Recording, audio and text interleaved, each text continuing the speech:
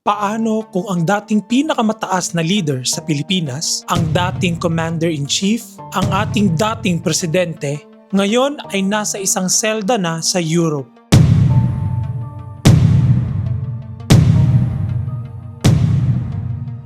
At eto pa, siya ay sumulat ng isang liham na nagsasabing hindi niya kinikilala ang korte na lumiliti sa kanya, hindi siya dadalo sa pagbabasa o pagkumpirma ng mga kaso laban sa kanya, at tanggap na raw niya na baka doon na siya mababawian ng buhay sa kanyang preso. Hi everyone, hello friends. If you are new to my channel, welcome to my vlog. This is Your Lawyer on the Go.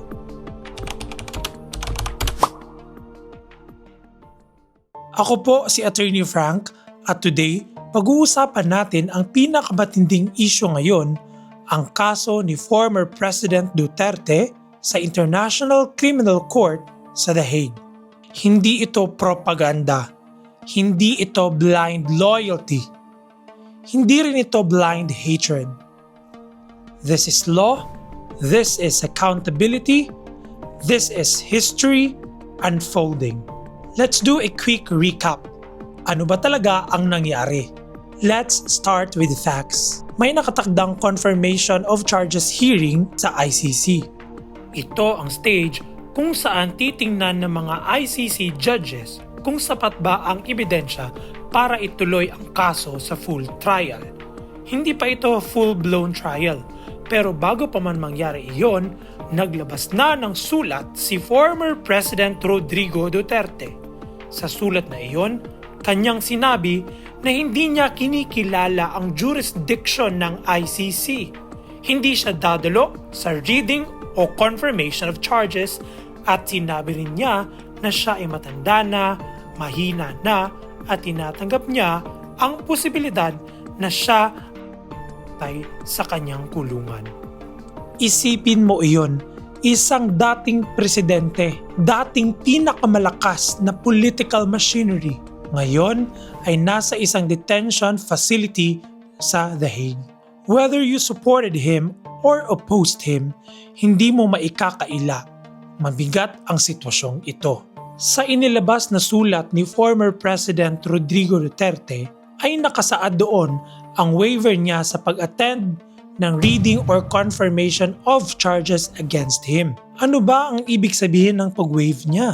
May nagtatanong, Attorney, guilty na ba kaagad si former President Duterte dahil hindi siya dadalo?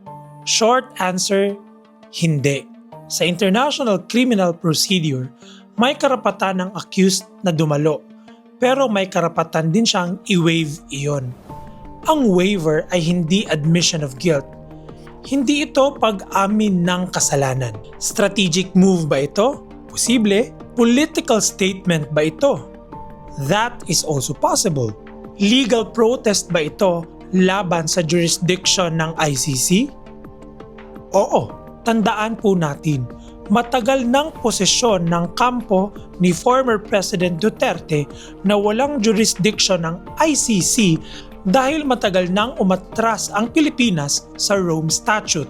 Pero ayon sa International Criminal Court, ang kanilang argumento, may jurisdiction pa rin sila sa mga krimeng naganap habang miyembro pa ang Pilipinas sa treaty.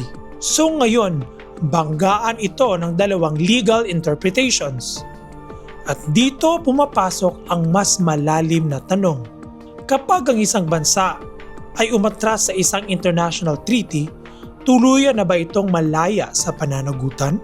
Hindi po ito labanan ng DDS versus Dilao o kung sino pa mang political party. Mga kababayan, kung supporter ka ni Duterte, maaaring nasasaktan ka ngayon.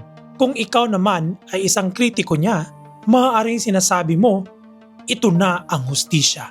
Pero sandali, tanggalin po muna natin ang kulay.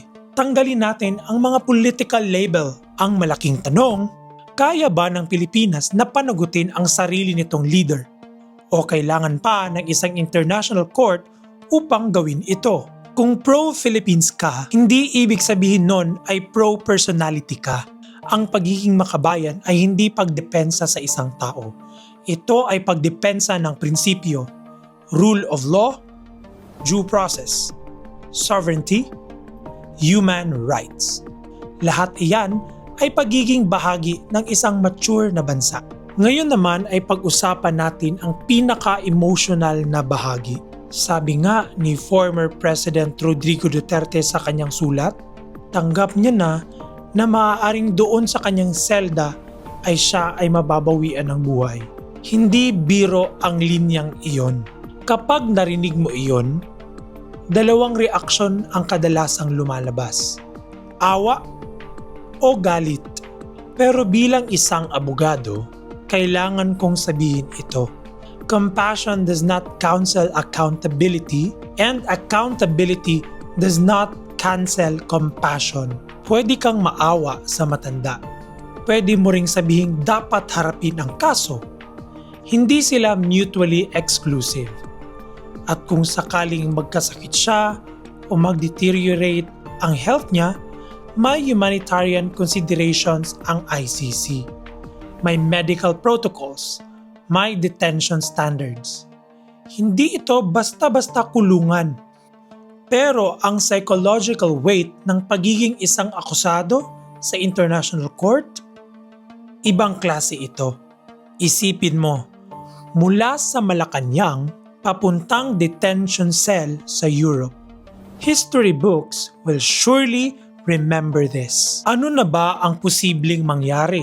Scenario 1, mako-confirm ang charges, magtutuloy ang kaso sa full trial.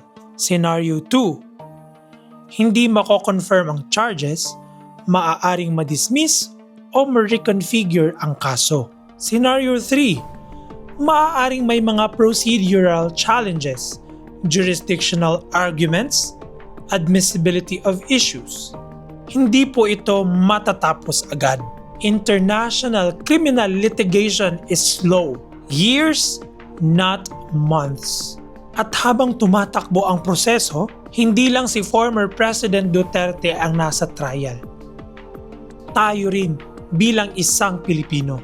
Ngayon, ako naman po ang may itatanong sa inyo. Kung ikaw ay biktima ng drug war, ano ang pakiramdam mo ngayon?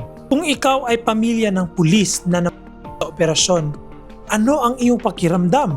Kung ikaw ay isang ordinaryong Pilipino na nais lang ng katahimikan sa ating bayan, ano ang iyong nararamdaman? Ano ang gusto mong mangyari? This is bigger than one man. This is about how we define justice. Hindi po ako DDS at hindi rin ako anti-Duterte. Ako ay pro-due process, pro-Philippines, pro-rule of law. At kahit sino pa ang nakaupo ngayon, kapag may aligasyon ng crimes against humanity, dapat sagutin iyon sa tamang forum. Mga kababayan, ang totoong lakas ng isang bansa ay hindi nasusukat sa tapang ng isang leader, kundi sa kakayahan nitong manindigan sa batas kahit laban sa dating pinakamakapangyarihan. Maaaring para sa iba, si Duterte ay bayani. Para sa iba, siya ay isang salarin. Pero sa ilalim ng batas, siya ay isang akusado. At ang akusado ay may karapatan. At ang mga biktima ay may karapatan din. Ngayon, ang tanong ko sa inyo, sa tingin niyo ba ay dapat humarap si former President Duterte sa ICC? Tama ba ang pag-waive niya? Mas nakakatulong ba ito sa Pilipinas o mas napapasama ang ating bansa? Comment below, please.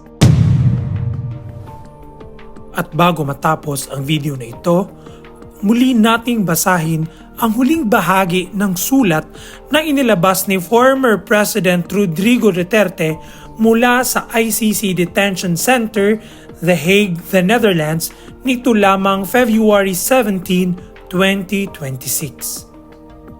Sa huling bahagi ng kanyang sulat, kanyang sinabi, I do not wish to attend legal proceedings that I will forget within minutes. I am old, tired, and frail. I wish for this court to respect my peace inside the cell it has placed me.